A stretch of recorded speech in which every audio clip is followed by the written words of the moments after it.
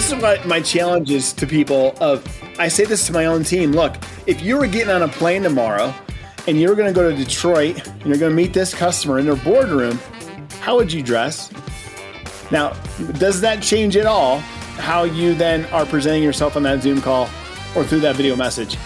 Does it? Does it make you think about it at all? And they go, yeah, it does. I'm like, okay, then maybe it's not the pajamas. Maybe put on a collared shirt. I don't know. Both of us have t-shirts on. It's a safe environment. But if I was meeting with the CEO of one of our big customers, I wouldn't have a t-shirt on. Hi, friends. Welcome to the Sales Enablement Podcast. I'm your host, Andy Paul. That was Darin Dawson. Darin's the president and co-founder of BombBomb.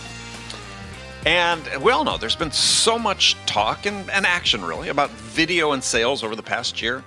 Most of it connected to using services like Zoom or Teams for sales calls with buyers. And that's all well and good, very important, but most of the communications you have with your buyers are asynchronous. They're not interactive calls, they're messages in one form or another. And today, Darin and I talk about harnessing the power of video messaging to effectively move deals forward. If nothing else, over the past year, sellers and buyers have become much more comfortable with video, or at least they should have, and being on camera, and it just makes sense for sellers to extend the use of video into all of their communications with buyers. So Darin and I dig into the steps you can take to level up your video messaging. Make sure you check these out. Before we get to Darin, I want to remind you to subscribe to this podcast wherever you listen to it. And if you subscribe, we'd certainly appreciate it if you could give us your feedback about how we're doing in the form of a review. So thank you. All right, let's jump into it. Darin, welcome to the show. Thanks, Andy. It's great to be back with you, man. It's good to see you. Yeah, great to see you again. So I know there's probably not many folks who aren't familiar with BombBomb, but just in case, tell us a little bit about BombBomb. I'm sure there's plenty. Yeah, so we're a platform that we enable human-centered communication. We want you to be face-to-face more often with more people, and the way we do that is through video. So we make it very simple for you to create video, send video through any medium you might use, whether it be email, text, Messenger, LinkedIn, social media, things like that. And you might think, well, don't those platforms already do that? Yes, but we enable you to know what's going on the other side of that communication. So we focus most of our time on the recipient experience, on how your recipient engages with this type of interaction. Did they watch it? Did they like it? Can we get more engagement from them? Can they comment on it? So, instead of just this one way kind of sending something and waiting and wondering maybe at some points, depending where you're at in your career, did they receive it? Did they care? We help you to understand that more. Yeah, I mean, it's sort of interesting, this idea of, and everyone wants to call it asynchronous video usage these days. I like to call it just video messaging, just to keep it simple. But I think that, interestingly, sort of in the wake of what's happened in 2020 and people sort of being fatigued by Zoom, but also learning lessons of the effectiveness of videos, they're saying, I want to interact with my buyer. I want to use video, but it doesn't need to be live. Right. I want them to see me. I think. Right. I even think that in a lot of ways, even before the pandemic, we handcuffed the best talents maybe of our salespeople, of our customer success people, of maybe ourselves when we just send an email and it's black text and a white screen, and when we know that humans emote. They have animation, right? I talk with my hands. You can see that if you're watching this. The way we communicate often is more nonverbal than it is verbal, or definitely written. We lose even more. And so bringing that back, and when it was removed from us, the absolute ability to be face-to-face at all, people found this as a way to kind of circumvent the problem. But now I think they're finding it now more, it's becoming more of the norm. It's becoming more of a way to even sometimes flatten the sales process. We see if I sent a video, maybe I do a screen capture, for instance, something that we allow you to do. A screen capture, proposal review. I'm the account executive. I want you, Andy, to understand, the things that I want to make sure you see in this. I might highlight them, right? Now that can be shared. You can now share that. What used to maybe be yet another meeting with more people to get buy-in, you can just share that with these other people. So it's actually, it can condense that time to close. It can condense that need for more meetings, more time. So we're seeing that flatten a bit in that process and maybe skipping some of these typical checkpoints in that process along the way. So that's been interesting to see that too. Right. What would be normally Zoom calls.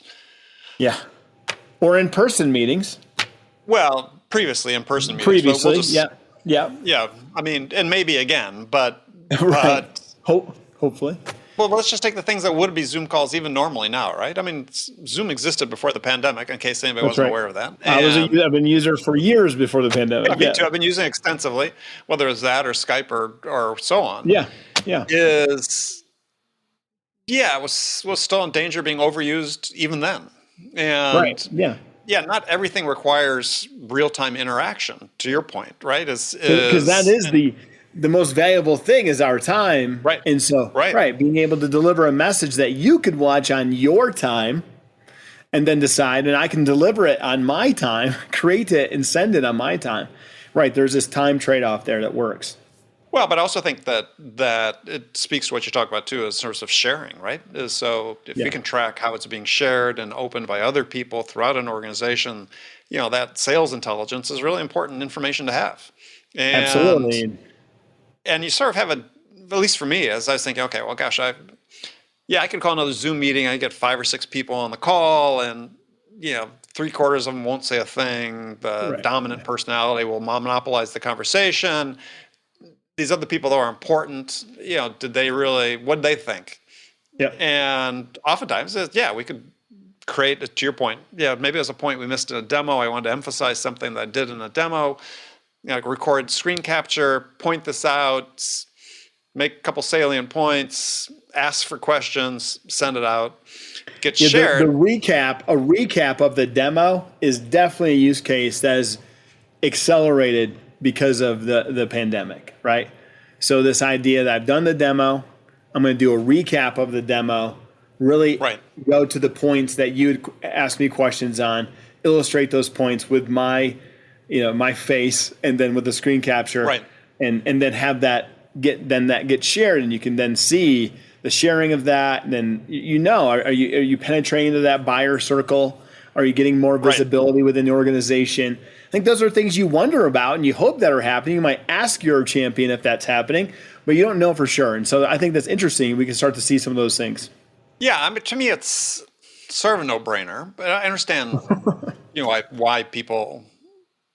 Well, maybe I don't understand, but I understand. I understand one level why people aren't doing it, or that people aren't doing it. But I think this is a tool, as we talk about. Okay, we've all adopted to Zoom-based selling over the last year. If you weren't using it before, you're using it now, and if you were using it before, you're using it more intensively.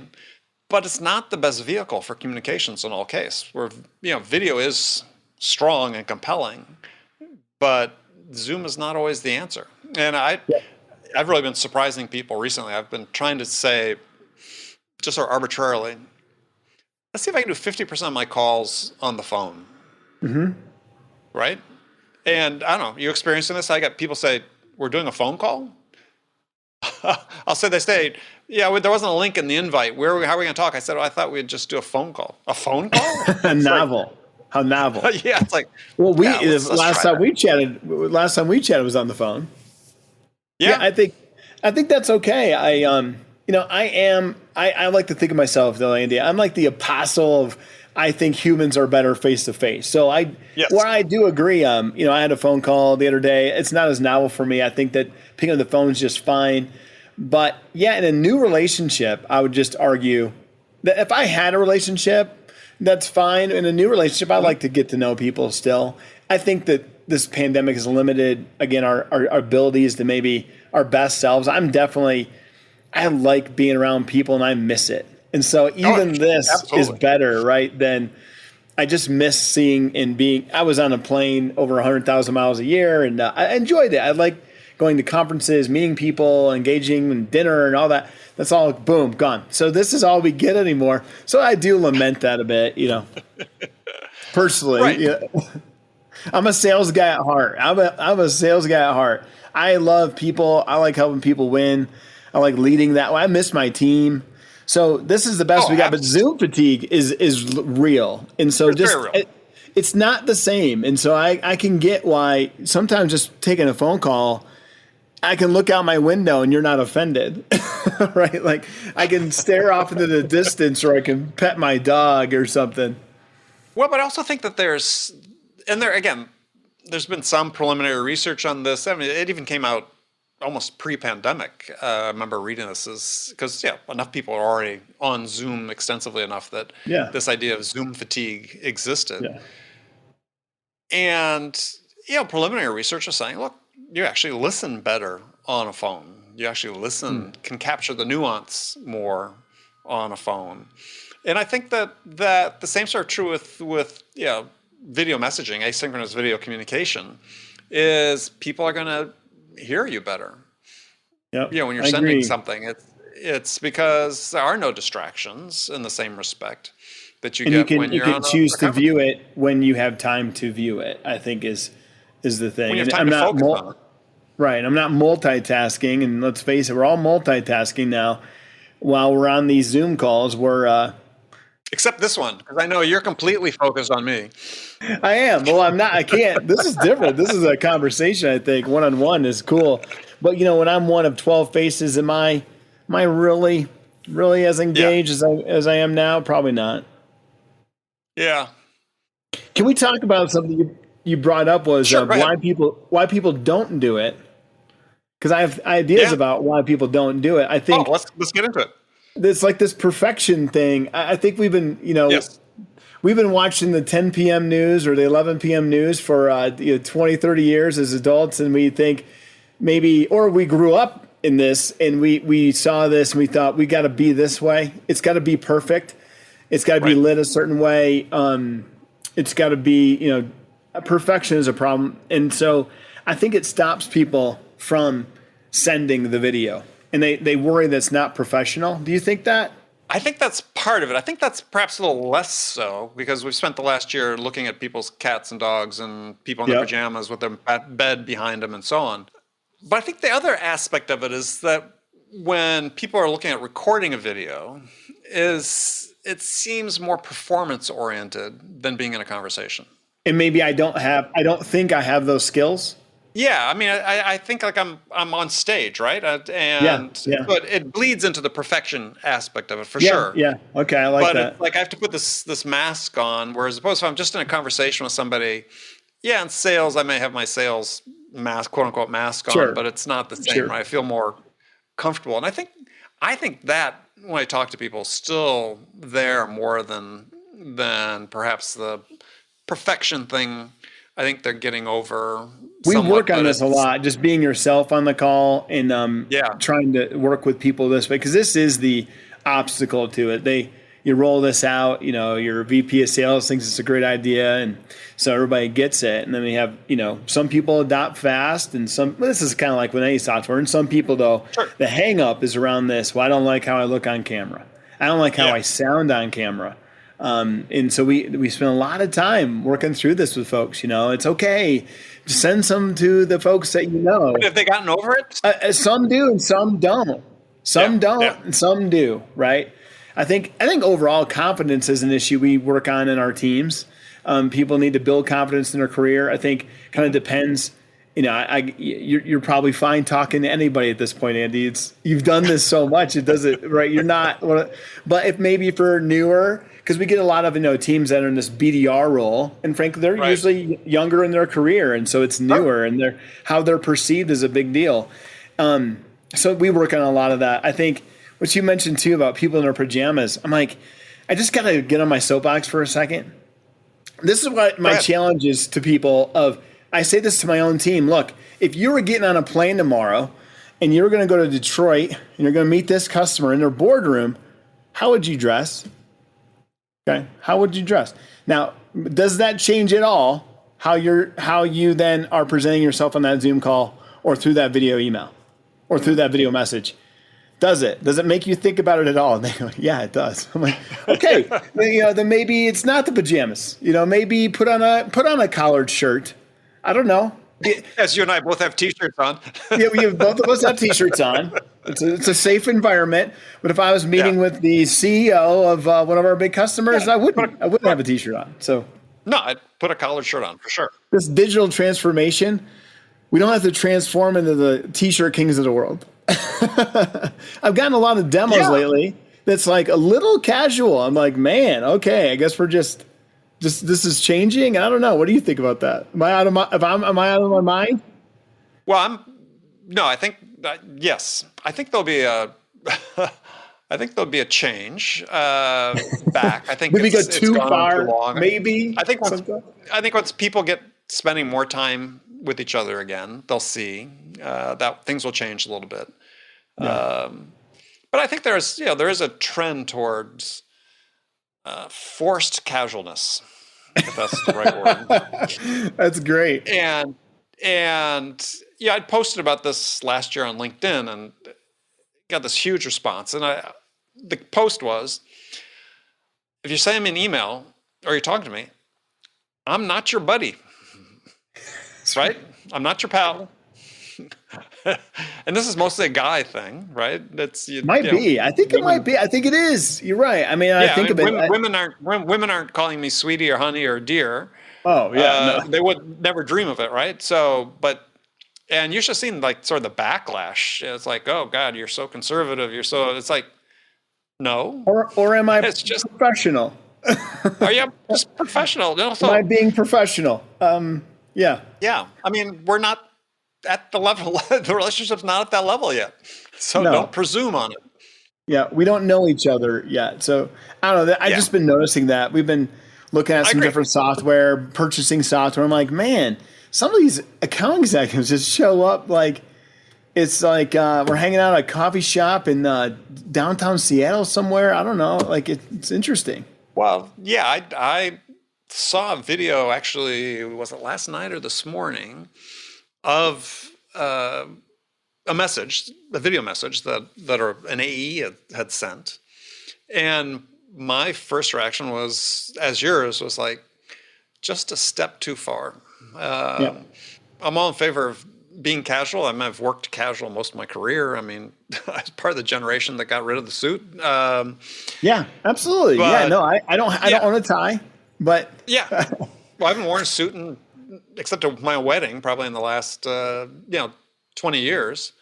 But it's like, yeah, I think. But some of this, I think, is we have to size up who we're talking to, like our customer. Who's the customer we're talking to?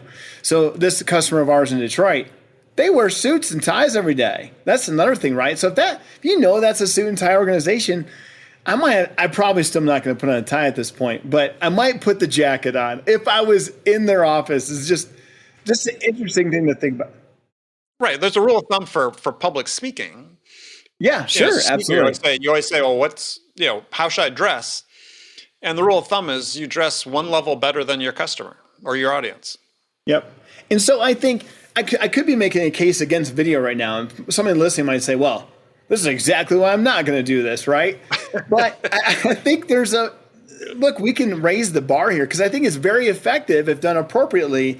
I just think I'm trying to point out one of the things I've been seeing as a trend. Like, man, if we could true that up a little bit, I think it'd go a long way and it even help be more effective. Well, it's one of those things it costs you nothing. Correct. Right? So just be mindful about it. And that's the same point I was making with the buddy pal thing is get rid of it. What's it cost you? I mean, what point are you trying to make by saying whenever someone addresses me as bud, we're not getting off to the right foot we are anyway. Not getting off on the right foot. No. And also, it for me, it just sort of says, well, okay, did you look at my profile at all? I mean, so right. Did you think just based on my age and my background and the work I've done and so on that I'm a bud person? That I'm your buddy if you're a 24-year-old guy reaching out to me? No, right? No. Use a little common sense. So, yeah, the same thing. I think your point is absolutely true. costs you nothing to go put a collared shirt on. You feel like you have a moral line in the sand that you need to be showing people that you have to be casual. It's like so many things in sales is you get pushback from people these days of saying certain segments that I don't agree with, saying, oh, the personal relationship's not quite as important as it was. You don't need to be likable. I'm like, it costs you nothing to do these things. But why not be likable? Yeah, it costs you nothing to do it. Yeah. Why wouldn't you want to be? What point are you trying to make? Look, I've had a successful career. I can't see it going that way if I didn't attempt to build relationships with folks and hopefully I still think people do business with people they know, like, and trust. That might be old school, but I really think that's how it is. And even moreover in the software stuff, right? You look, features are features. It's just a matter of telling our dev team to go build the thing you built. If you're competing on features anymore, you're in trouble, I think. And so what are you competing, right? What are you competing on?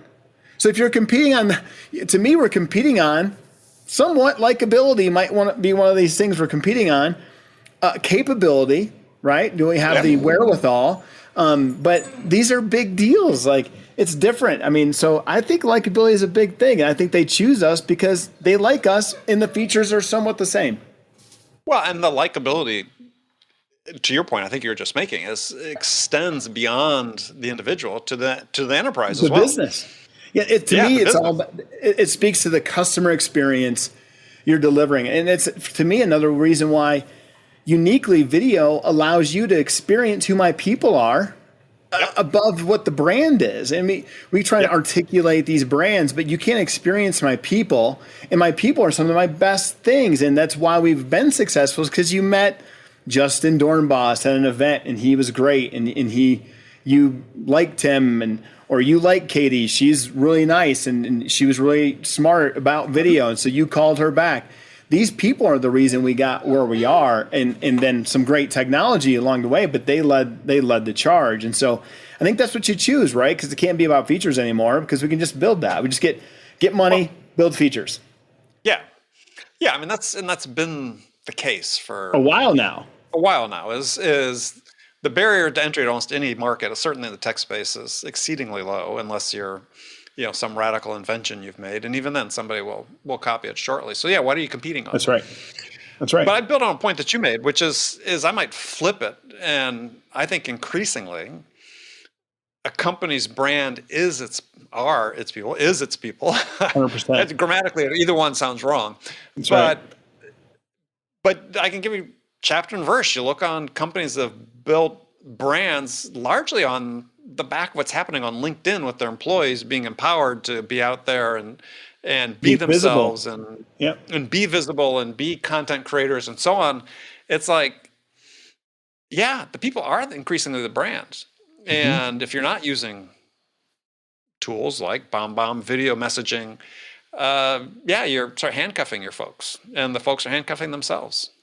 And again, I think, I know my people are better face to face. That's why we hired them. Especially in sales, it's like you hire them. You have this. What are you looking for? Are you looking for someone who can't build rapport quickly, or someone who can build rapport quickly? Right. Typically, you're hiring them because they can build. Well, I hope it. Yeah. To me, I just can't get there. But even in the customer success, is this someone who can make a customer? Can you empathize with the customer, or can you not? These are human skills. They are not technical skills. They're soft skills, you might say. And so how do we best exhibit them and put them forward to our customers to give them that experience that, wow, working with this company is not like working with other companies that I've experienced, right? That's our goal. Yep. I want them to feel us more than anything. Yeah. And I agree 100%, especially when you're a smaller company, you're trying to grow and scale, and you're trying to even sell more big deals. Yeah. So important. And one company I worked with, sort of first in the door on our commercial side, they were doing some defense work, and I started the commercial side of the business. We're small, but every deal we competed against huge multinational corporations, and we were a handful of millions of dollars early on.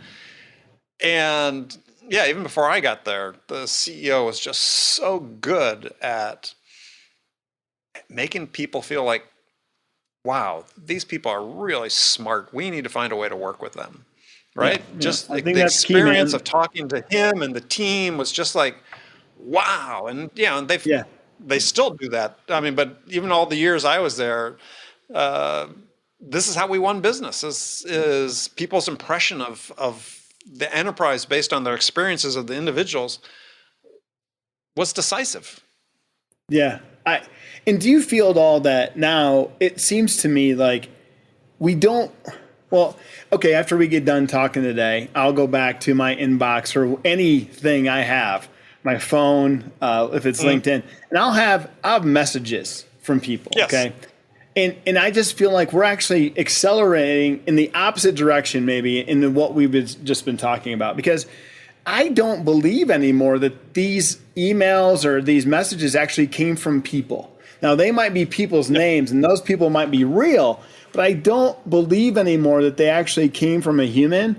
And I think it makes it easier for me to ignore them. Yes. Like, I feel nothing. I feel nothing. Click, shift, delete. Like, I feel nothing. Where I used to, I get 3 or 4, and if it was like, I could tell it was actually from some, I'd actually feel maybe a little guilt deleting it. Now I don't. Well, and yeah, I'm the same way. So I get tons. Yeah, I get roughly 1,000 cold pitches a year to be a guest on the show. And yeah, the ones that I can tell are, we personalized, insert Andy's podcast name in here. And I get it too. Yeah. I get the boilerplate solicitation for in my role. And I'm just like, I don't know. And so maybe someone is real in that, but I still delete them. I just think we have this escalation of, it's almost like I call it digital pollution. It's like this escalation of nuclear holocaust of email messaging, and we don't believe it's from humans. And so there's good things for artificial intelligence, but I think we might be in the cusp of having negative effects. I agree 100%. It's gotten worse in the last year, for sure. Yeah. And at least in my estimation. But I think it's one of the paradoxes of the fact is that we are trying as a technology industry, especially in the sales and marketing space. Right. We're trying to create tools to solve the problems that we created with the tools that we created in the first place. That's very good. Yeah. And that's what it is, right? But then I gotta accelerate. Marketing automation was the first start. Marketing automation was the first start. We learned how to bombard people, and now we've been trying to create tools subsequent to that to help us personalize and do other things to help us break through the noise that we're continuing to create. Yes. And then if you're breaking through the noise, I got to figure out a way to break through the noise because we're competing for the same person, even though our products might not compete. Are you with me? Like that? And so I just think there's a lot more noise in the space and we keep accelerating. And I start to worry for us about, is there a negative or an inverse effect of am I celebrating a 20% open rate? And we would, right? But what about the 80%? What about the 80% that said, I hate you maybe, or I'm so sick of getting this from you, and so I just think we need to do a better job narrowing our ideal customer profiles and getting more focused on those folks and trying to do maybe a bit more with less is what we're trying to do. And that's what we call human-centered communications. I should care more about you on the other side as a recipient than I do about my goal. And that's tough when you got the number you got to hit. I get that.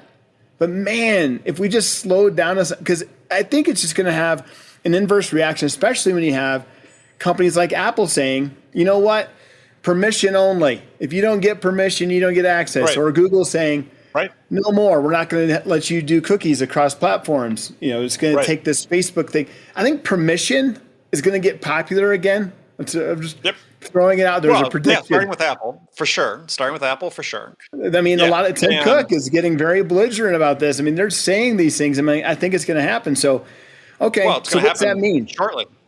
What's permission look like? Yeah. How does that change for you? Well, to your point, we've abused this on the business level in terms Yes, of marketing automation and so on.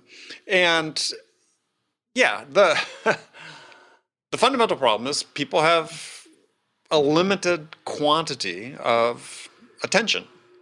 that's right. And Herbert Simon, Nobel Prize winner, wrote about this back 40 years ago.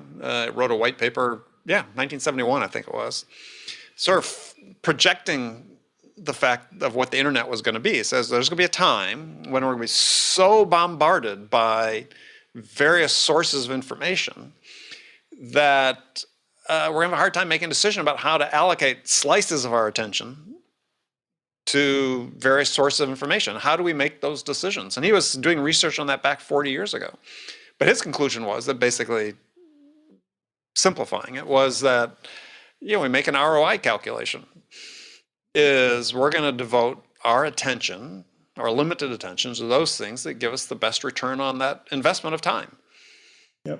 So that then becomes the challenge, right?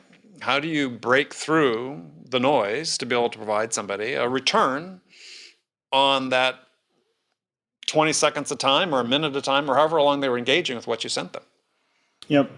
That is, I don't think that's going to change. I just think maybe how we need to approach that. I think the shift is coming quicker than maybe anybody's going to be prepared for it. And when that movement happens, are we going to be ready? I want to be ready. I'm just trying to think about that now, right? Like, yeah. Well, so how do you make BombBomb ready? I'm not from a product standpoint, but from the ability to outreach standpoint. Yeah, how do we position it? I believe so. Our motto in marketing is be of value and abundance will follow. Right. So we just really try and bring value. We try and narrow our ideal customer profiles to people we know that we brought value to, and try and position it that way. But we literally say, we do send, I think people would say this is unscalable. We send personal videos and would say, hey, Andy, Darin with BombBomb. We work with other companies just like yours that do this, this, and this. And then we go into that. And it's different, right? Because we're saying your name. So that it is a personal message. And so it's personal as long as you open it up. It's personal. Right. I think that's different than personalized. You got Ethan's personal whiteboard. He's written the date, or he's written "Hi Andy" on it. That's right. It's for Andy. Right. I think in somewhat in the financial world or in some of those other spaces, that verification that's really for you and from me is going to be important. And I think potentially video could play a role in this, because how do we know that it's authentically and verified for you from me? You have deep fakes. Now we can make the president say whatever they want, right? We can make whoever president is, we can make them words come out of your mouth. It doesn't matter. Right. That's going to be a problem. I think in the future, this personal for you from me with value, not more of a mass approach. It's just going to have to be more effective. I think if you were effective with the 10,000 emails you were sending, you wouldn't need to do that, because if your conversion rate was better, right, you'd make more than enough money to meet your number for the year. But the fact is, we're not. And so some of the problem is in the messaging, something that's in the messenger, and some of it's in the delivery. But we're training a whole population of people to just ignore everyone really badly, I think. So somehow I love that if anybody else is with me, we can just all do an armistice together, slowly step away from the red buttons, slowly step away. Who's with me? Well, I mean, interesting. Yeah, you have described this mutually assured destruction scenario. I don't mean to be so grim, but I think some people can maybe relate to this. Well, it's getting that way. Absolutely. It's getting that way. Ask yourself, do you have increasing returns or diminishing ones? And so if they're, maybe you don't. Maybe you don't have this problem. You're like, oh, it's great. It's fine. It's worth, because it's a numbers game to people, and it usually maths out in the CFO's mind. Escalate the ammunition, bomb them away, and then see what happens. So as long as that still maths out, I guess I probably won't win anybody over. But here's the problem, though, is that it's really a slash and burn strategy, and at some point you run out of things to burn.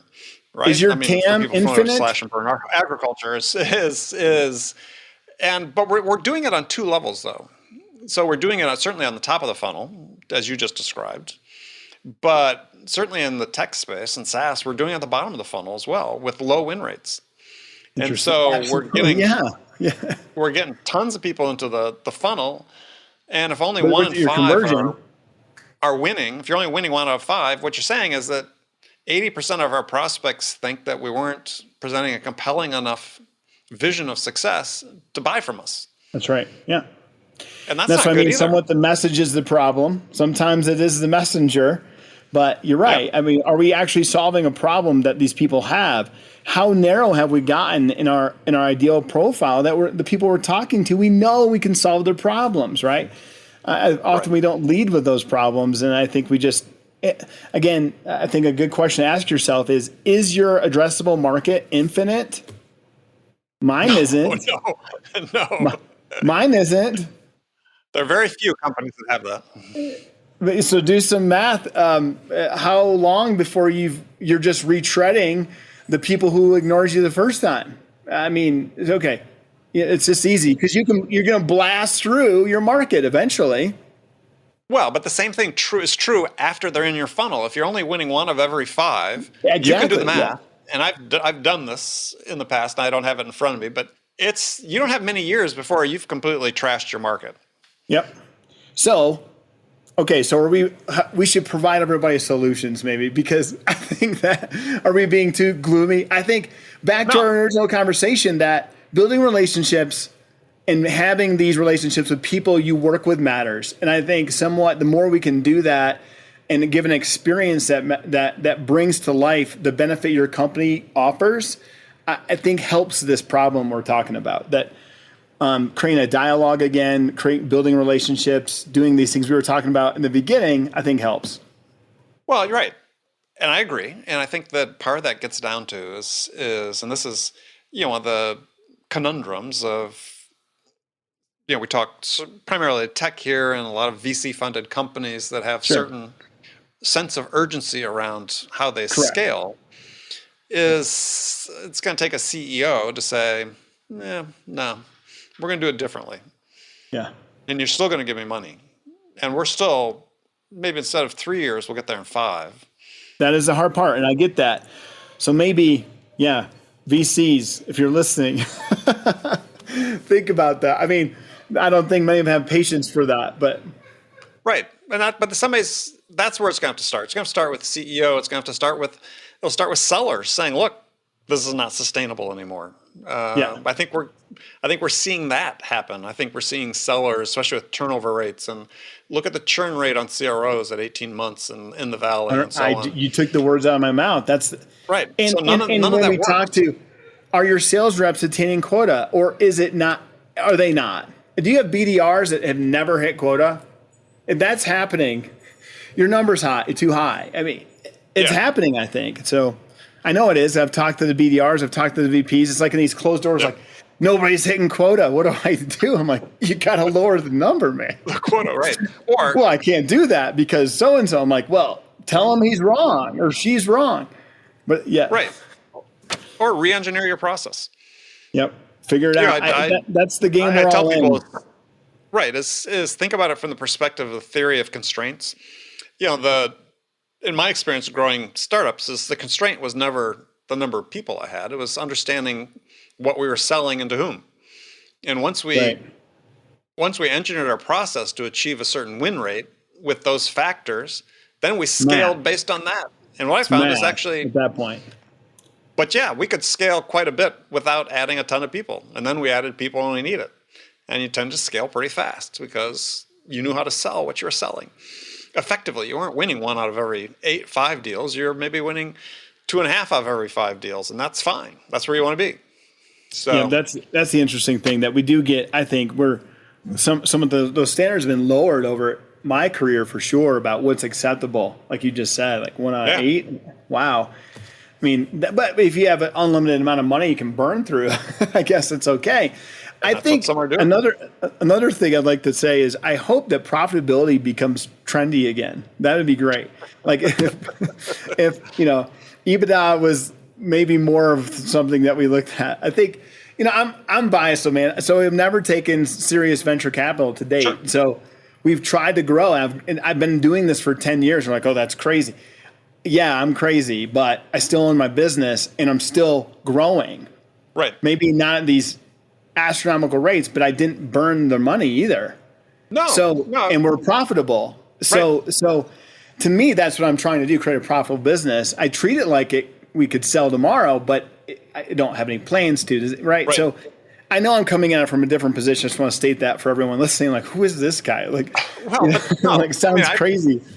I spent 7 years with a company that was primarily bootstrapped, and they'd raised maybe $250,000 in venture money, but largely bootstrapped. Right. In the communication space, the competitors were zooming by us to go public. This was during the heyday of the 90s. Everybody was going public. The CEO says, look, we've been profitable from day one. We're going to stay profitable. We're going to do what we need to do. We're going to move at our own pace. Here we went public. We were successful. And now, even a couple of decades after that, it's a multi-billion-dollar company, and every other competitor that zoomed by us is gone. Right? Or their founders. Look, I'm biased towards the founder too. I just want to actually make money off this endeavor I've had for 10 years. Not that you can't. I'm not saying that. But, look, I just want to wear a shirt that says make profitability sexy again. That's one of my life goals. Well, put it on. Let's see it. I got to get it made. All right. Well, I agree with you. I think, people live by like the rule of 40 in SaaS, right? And yes. Rule of 40 doesn't require you being profitable. And yet you can still be valued highly. So, on future promises. It's almost like the old eyeball argument. So, all right. So, Darin, sort of running out of time here. People want to connect with you. What's the best way to do that? Yeah, I'm easily found on LinkedIn. Please give me a personal, it doesn't have to be video, but just a personal message would be fantastic. I guarantee you a response. If it's, hey, Darin, love the podcast or whatever, just make it personal. Actually, when people contact me and say, Andy, love the podcast, I can, about 80% of the time, it's not a human. It's been generated. Okay. Well, you know what I mean. I would love it to be somewhat personal. Yeah. If somebody says to you, enjoyed you on this podcast, then it's absolutely. That I would love to hear that. Yeah, or or if you disagree with me, think I'm crazy. Yeah, that works too. At least I'll know it's a real message. All right. Well, Darin, a pleasure as always, and I look forward to doing this again. Yeah, man. You too. So good. Thank you so much. Okay, friends, that's it for this episode. First of all, I want to thank you for taking the time to listen. As always, I'm so grateful for your support of the show. And I want to thank my guest, Darin Dawson, for sharing his insights with us today. If you enjoyed this episode, please subscribe to this podcast, Sales Enablement with Andy Paul, on iTunes, Spotify, or wherever you listen to podcasts. And as always, thank you so much for investing your time with me today. Until next time, I'm your host, Andy Paul. Good selling, everyone.